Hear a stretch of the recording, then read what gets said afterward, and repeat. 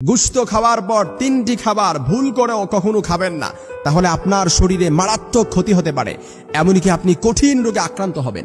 আর আল্লাহ তাআলা বলেছেন, ওয়ালা তুলকু বিআইদিকুম ইলা তাহলুকা, যে জিনিস তোমাদেরকে ধ্বংসের মুখে ঠেলে দেয় সে কাজ কখনো করা যাবে না।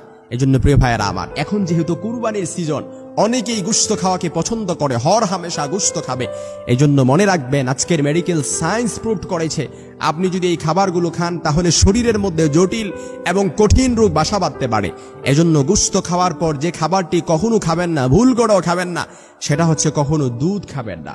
কারণ আজকের মেডিকেল সায়েন্স প্রুভ করেছে দুধ যখন আপনি খাবেন, এই দুধের মধ্যে খাদ্য উপাদানের 6টা পোর্শন, 6টা প্রোটিন এই দুধের মধ্যে আছে।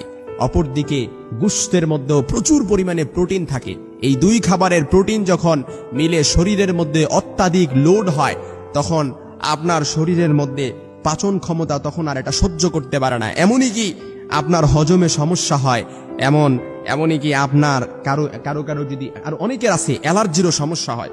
এজন্য প্রিয় ভাইয়েরা, কেউ যদি ভুল করেও এই গোশত খাওয়ার পর দুধ খেয়ে ফেলেন, তাহলে চিকিৎসকরা পরামর্শ দিয়েছেন যে আপনি কিছুক্ষণ, প্রায় অনেকক্ষণ সময় ধরে আপনাকে একটু হাঁটাহাঁটি করতে হবে। কারণ আপনি যেহেতু খেয়ে ফেলছেন, তার মানে ভুল করে খাওয়ার ফলে আপনার এমনও হতে পারে শরীরের মধ্যে মারাত্মক লেভেলের ক্ষতি হতে পারে। এই জন্য কিছুক্ষণ এটার প্রতিক্রিয়া থেকে বাঁচার জন্য আপনাকে অনেকক্ষণ একটু সময় আপনাকে হাঁটাহাঁটি করতে হবে। এই জন্য প্রিয় ভাইয়ারা, গোশত খাওয়ার পর 2 নাম্বার যে খাবারটি ভুল করেও কখনো খাবেন না, সেটা হচ্ছে কখনো মধু খাবেন না।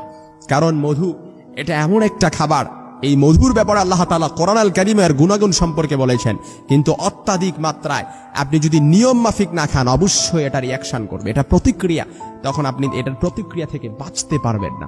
এজন্য মধু খেলে কি হয়, আপনি যখন গোশত খাবেন, গোশত খাওয়ার ফলে আপনার শরীরে অত্যাধিক গরম হয়।